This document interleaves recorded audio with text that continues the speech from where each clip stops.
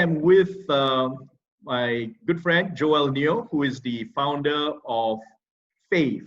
Thanks for making the time to meet us. Yeah, and for answering this call on such a short notice. Yeah, so this is a new platform that we are using. It's called Growth Malaysia. And I understand that Growth Malaysia was founded a little over a year ago by you. Can you just explain to us what's the objective and why did you found this movement or whatever platform? Yeah, of course. So I think that there's a lot of help that SMEs today, they need to grow their business.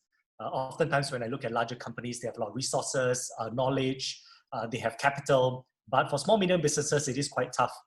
Everyone is left to somewhat fight for themselves or try to build their business and their dreams by themselves. So we started this platform essentially just to connect collaborators together, whether it's small, medium business owners, platforms today that are helping them, online platforms, offline platforms, banks, or even personalities and mentors who are able to connect with small, medium business owners in Malaysia and help them grow their business. So as as small, medium businesses thrive in Malaysia, that also builds a stronger backbone of for the economy of Malaysia. So that's how it started, Bruce. Right. So it has been almost a year, and it takes like this movement control order for Growth Malaysia to have a new lease of life, so to speak. Because we know entrepreneurs. There's always the saying that they lead a very lonely life and take a very lonely journey. So how is this Growth Malaysia going to turn things around and especially during these challenging times? I guess that maybe the first thing is we all need to accept the coronavirus or COVID pandemic all across the world is affecting businesses. Yeah. And a lot of things is actually not within our control. Yeah, I mean, governments are doing their best to ensure the healthcare and safety of all citizens. And in Malaysia, the MCO or Movement Control Order has been announced or in place since last Wednesday. And it's going to extend all the way to mid-April. So you're looking at about close to a month where most businesses, especially those that are offline, will not have much business. In fact, close to zero. But not just SMEs and offline businesses. If you look at it, travel, hospitality, hotels, airlines, they would hit much earlier. Also right. On the race down to zero, right? So in fact, I think tourism, hospitality, and offline is one of the biggest sectors that are impacted. So I think the first message is that you are not alone. Yeah, so hundreds and thousands of businesses are being impacted similarly. I think number two is what can you do? So when I look at a certain, say, profit and loss or financial accounts, there are two parts to it. The first is top line, which is the sales revenue, and the second is the bottom, right, which is the operational costs. Unfortunately, at this point of time, it is very difficult to predict or to control the top line, the sales and revenue. So the focus, I think, here for small medium business owners is to see how they can optimize the costs and find help in areas that where they can reduce their costs. Whether is it rental waivers, getting their employees to be supportive during this period. So I think that's the area where a lot of small medium business owners are focused on for the past 1-2 weeks. And I think a lot of them have also progressed quite well to reduce their costs. So it's a good time now as well in the next couple of weeks. In fact, we put together a very small collaboration called Save Our Fave just today, where we want to help small, medium businesses to pre-sell their vouchers and gift cards. Yeah? So that could get consumers who find that these are their favorite businesses that they want to help ensure they keep them alive. They can actually pre-purchase so that that gives the business some additional cash flow. So I think there's some things you can do on the top line, but a lot of work is actually on the bottom part of the financial accounts. Right. So I like what you just said just now, and let's go back to the part about the top line and all that. Are all businesses cut out, for this kind of a O2O program, and has all top lines been, similarly affected? I'm sure you see different trends, affecting different types of industries. Can you just take us through all that? Because when we mention SMEs, it cuts through a wide range of businesses. So we just want to target which are the ones that are affected. So we know, yeah, the tour guys, the hospitality, and probably F&B, they are the hardest hit. And even within F&B, they are also high-end, medium, and all. Can you take us through a little bit of the trends that you have observed in the past 1 week and even few months? Sure. Yeah. So I will look at it as two parts. So the first part is that I think hope for the best, we have to be prepared for the worst. So the first part is really preparing for the worst. And for all business owners, the starting point is to assume and imagine your business on sales and revenue will go to zero for the next 3 to 6 months. So when you start with that assumption, then you will see how much cash you have left in your bank. And if you need to last 6 months, what cost structure you need to get to. Because after every periods of downturn, there's always an upcycle. So the key is being able to retain or to make sure the business can survive the next at least 3 to 6 months. So I'd say that's the first part of the exercise that every business should do without hoping that the sales or revenue would increase so that the cost is in order.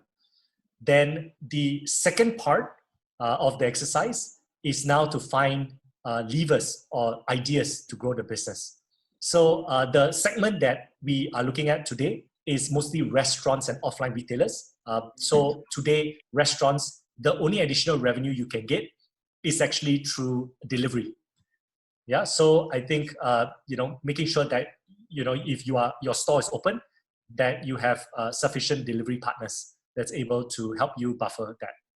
And the only other area that I see is pre-selling your vouchers or pre-selling your gift cards. So that's something that there are online platforms, for instance, like Fave and many others that you could potentially use to get your customers to actually in advance give you money so that you can sustain the next 2 to 6 months. And when business is back open, these customers can come to you again. Yeah. So, and use those vouchers and gift cards. So I think that that's the only two ideas at this point where I see restaurants or retailers can potentially benefit. Of course, the longer shot is to go into e-commerce. Yeah, so for retailers who sell physical products, they can start to push a lot more into e-commerce platforms to widen up their distribution, because e-commerce is also considered an essential service during the MCO. So that I'll say is the limited opportunities, but more importantly, we got to brace for and plan for the worst. Right. I've got two questions. One on the e-commerce that you just mentioned. Then before I go back to the paying upfront for whatever you want to purchase, on e-commerce, we have always heard of this, jump into e-commerce, go offline to online and things like that. And somehow Malaysian SMEs, they still have this kind of, we say, mindset. There's still some kind of doubt, into jumping into this thing. Do you think the CMO, this could be the silver lining? Like, you have got no choice. We have never ever learned how to dive or skydive, but once they push you off the plane, you're just going to learn whilst you're on the go. What's your take on that? Yeah, I think this period will really show us and force companies to transform. And oftentimes, like perhaps for a retail business or small medium business, going online to pre-sell your vouchers or to sell your products is not a priority in a day-to-day business, because the priority is making sure your store is open, your staff are motivated, you have enough cash flow to pay rent. So that oftentimes takes a bulk of our time. But in this period where you are not able to open your store, then it really gives you that bandwidth, right, to explore and learn new opportunities. And in fact, I think that companies that go through this period, and if they can survive, will actually become stronger in the coming years to come. Right. No, we always like to paint e-commerce as a big, bold brush of a stroke of, but really how difficult it is to embrace e-commerce. Can you just take us through that journey? Can we do it on time to survive during this business unusual period? Yeah, I think necessity, is kind of the necessary evil, right? So there's a necessity now to survive, and we see that even like for ourselves and the company which I run, Fave, we see a lot of incoming just in the past week from small medium business owners, offline restaurants. They're all coming to our online platform to get onboarded. So we've never actually seen such a surge or increase before. But I think that I think end of the day, if you start a business or small, medium business, you are generally passionate, motivated. And it's times like this that you can channel that passion and motivation to learn something new. So I think you've got all the time in the world at home to think about this. Yeah, I think that of course, you can take a rest for a couple of days, but after that couple of days, you'll be starting to scratch an itch, right? And that itch will be transforming your business and trying out new ideas that you've never had time to do. Right. But right now, I mean, just in the past 1 week during the MCO, I've seen new apps, new services, new platforms, just mushrooming everywhere. So for me, as an SME entrepreneur, as a retailer, as an F&B operator, how do I know? How do I pick the good ones from the bad ones? Because it's easy to just say, hey, if nobody comes to your restaurant, just do delivery and stuff like that. But there are also horror stories that takes 2 hours for someone to come to your restaurant, pick it up, and then, and there are other fears associated with delivery. So how do I know who are the trusted people and who are not? Yeah, I think at this point of time, it doesn't harm to try. Yeah, and feel free to fail fast. Yeah. So, give all these options a try. And after, a week, after even a few days, then you can decide which one you want to keep. The best thing is, I think worst that nothing to lose. Is nothing to lose, right? You just have a few failures. But I think the ultimate failure is not trying at all. Yeah.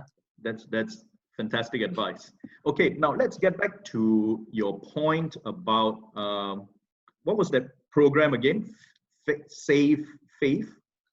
Yeah, Save Our Fave. Yeah, so it's a Fave. short. That's right. It's a short for like our favorite places, save our favorite restaurants, retailers. So it actually started off just a casual conversation between myself, our managing director of Malaysia. So his name is Datuk Abdullah, and he kind of pinged a few of his friends. So like Ian from Hits FM, and Moods, Prem from Mix FM. So just bouncing the idea to say, hey, maybe we can do something where communities and people can actually support their local businesses, because local businesses today they're basically getting zero sales, right? Unless their stores open for delivery. So they came together. We did a short video. I'll forward it to you as well after this. Just a 45-second video, and we saw a lot of people forwarding it, and we realized that we have to build a website or a platform to take action to it. So we just rolled it out a couple of hours ago, and we'll see how we can continue to help restaurants, retailers in Malaysia. Right. Do you think people are ready for it to pay things upfront? What is the pull factor? Yeah. So of course, when you pay something upfront, we have a lot of the restaurants that are offering. For instance, if you pay $80 upfront, you get $100 of value, or 100 ringgit of value. Or if you pay 30 ringgit upfront, you get 50 ringgit of value. So, so they are actually giving a little bit of cashback or discounts for consumers to pay upfront. Yeah. So this additional value is contributed by Fave, or is it contributed by your merchants? Yeah, so the merchants are contributing this extra value. What Fave we are doing is that we are waiving all the fees, all the credit card, debit card, whatever online transaction fees. We are building up the platforms and offering it free to both merchants to list and consumers to purchase. So we are also going to be communicating this to the 2 million users that have downloaded the Fave app over the past 3 years. So that communication will start probably over the weekend.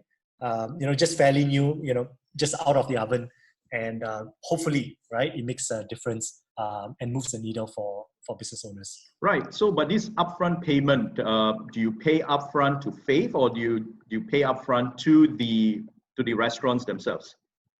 Yes. So what happens is that if you buy that 50 ringgit e-card, right, or electronic card, you will be able to use it through the Fave app when the restaurant or the retailer is open, and that 50 ringgit is immediately passed on 100% to the merchant. Wow. Yeah. Okay, so that As is the the cash flow. Yeah, upfront. Yes. Upfront. Sounds like a fair deal. So is this only available for current merchants, or are you inviting new operators and merchants into your system as well? Oh, it's open for any merchant. Yeah. So even this morning itself, we have 100 merchants that, since we rolled it out, have already kind of approached us. And it's quite interesting. Like a lot of the merchants that came on board or are coming on board is from all the other rest of Malaysia states, not Kuala Lumpur. So, from Malacca to Kota Kinabalu, Penang. Right. So we're seeing like actually perhaps the other states coming, a lot of the merchants are actually trying out and coming on board to see if they can generate upfront cash flow. Great market extension strategy going on over there. Okay, now for me as a merchant, okay, I'm starting from zero. From the point I write to you and say, I'm interested to be your merchant, to the point of going live and receiving customers, how long does it take and what does it take? What do I need to do? Do I need to pay any money? Yeah, so this situation, just having meetings on Zoom and not being able to see all our team members face to face has also forced us to digitize the entire process. So back then, before the MCO, we used to be able to onboard a merchant within 1 day, 1 working day.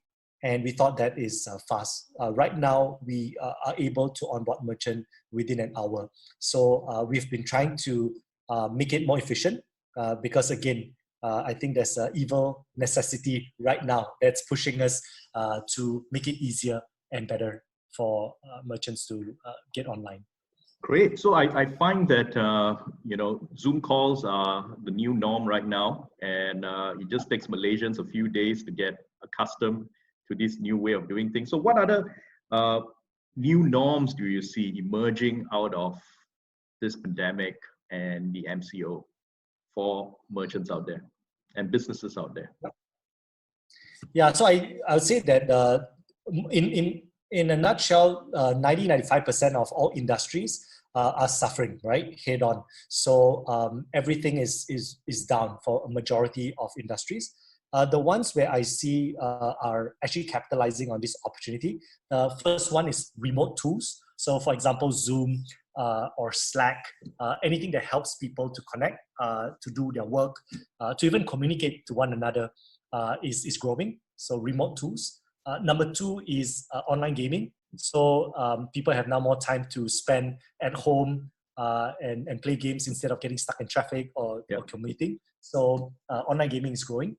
Thirdly is the third industry is online education.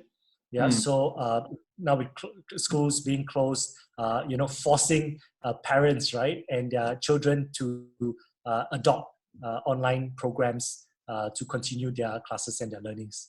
I think these 3 are the big beneficiaries, right, of this current MCO. Right. So what else can we do? What can governments do? We haven't even talked about that. We just talk about what we can do. What are your expectations and your wishes from the government, the stakeholders, such as the merchants, your suppliers, and all that? Because sometimes it's we are able to only provide these services, the F&B services and all that, provided that the entire supply chain is there. How do you think? What are the challenges and what are your views on how we can overcome these challenges? Yeah, I think that the current situation essentially has 3 different pillars. The coronavirus is testing us on 3 different pillars. The first pillar is government. The second pillar is the social capital, right, or the people of the country. And the third is healthcare, right, our healthcare system. So I think the main priority in a pandemic like this, I think, is to start with healthcare, which is how equipped are we to actually support those who unfortunately are infected or will be infected by the virus. So I think as of yesterday, our Prime Minister has also mentioned in Malaysia, about 35 to 40% of the hospital beds are now filled up. So there's another capacity of 60 to 65%. So I think that is crucial because the moment that there are more reported cases, then the amount of capacity of the hospitals, we will see a very large impact or huge impact, especially death toll rising in Malaysia. So I think that's something that we want to avoid completely. And we have precedent countries, for example, like Italy and a few other European countries that are going through that. So definitely, I think MCO is, and I think all citizens, everyone kind of adhering to it is key. I really think it's nothing political. It's not about religion. It's just about being a good person and being a good human, right? To help others. So healthcare is number one. I think number two is the government has actually done actually quite a fair bit. Of course, every day and every week there will be updates and new ideas and changes. Because the reality is that business leaders, government leaders all over the world, frankly, they cannot predict more than a month. What more, like they probably can't even predict the next 2 weeks, what's going to happen. So I think that the Malaysian government has taken some measures, whether is it with central bank delaying the loan payments. I think that's a huge benefit, because while perhaps it's a simple moratorium, but actually it impacts many industries, right? So there's actually a chain effect here. So I think the government is generally has been quite proactive in Malaysia, pushing this forward. And of course, over the coming days, we hope to see more and more, of this help and support being given out, right? It's because, for instance, a very simple correlation is that if business owners would be given a leeway of 6 months to not pay the loans, which means that they won't, if they own a building, they may be able to defer it for 6 months. Then they're able to kind of pass on that rental benefit, right, or discounts or waivers to the retail owner, right, which is the F&B outlet, in which that can be the buffer for them during that 3 to 6 months, right? So I think it's all kind of related, and I think it's really important. And the last part, I think social capital and people, is that I think for Malaysia, it took us a few days to get used to it, because I think maybe we are, not as they call it, kiasu or kiasi, right? Because I think it's countries where you see in Singapore or even in China, like when the lockdown or when the MCO is, is kind of in effect, you see that, people like had to be forced, right, to lock themselves up. But I think Malaysia took us a few days, but now we are starting to see, I think people adhering to it. So of course, the police army, I think they have a tough job, right, to make sure that everyone, the 30 over million people in Malaysia, continue to abide by it. But hopefully we'll see the cases reducing, right, over the coming weeks. Thank you. We are coming to the end of the program. Do you have any parting words for us Malaysians collectively, either as business owners, as employees, or just as Rakyat Malaysia, and even to our leaders? Yep. I think the question that all of us should ask ourselves is, what is the coronavirus teaching us? While it's causing us a lot of pain, it's teaching us a lot of very fundamental human principles. I think the first is, or the three things it has taught me. I think the first is that we are all connected. So when one person gets hit by it, right, it just goes spreads, right? Yeah. And while we are now today disconnected physically, we all need to stay connected virtually and digitally and continue to support each other. Number two is that the virus treats us equally. It's not about your age, it's not about your gender, your race, your religion. So if the virus treats us equally, the least we can do is treat each other equally and not marginalize anyone or any societies that are different from us. And thirdly, I think it's a big reminder that the essentials is what matters. So today, if you have a sports car, you have luxury products, you can't even use it. If you have a lot of money, you can't even buy anything, right? And then you start to realize that expenses, like all our expenses during these weeks at home, has actually reduced. So we actually don't have to hoard up so much luxury products or money, but actually what we all need is essentials. So the more that we share with others and help others, and realizing that it's not materialism that is important, but just very basic, I think, respect for one another and taking care of each other, that's most important. Right, those are great parting words. And with that, I think we've come to the end of our program. And I would like to thank you, Mr. Joel Neoh, founder of Fave, and of course, Growth Malaysia. And I wish you all the best. And may we all not just survive, but may we turn around and ride the wave when it returns. Thank you very much. It. Yeah, cheers. Bye-bye.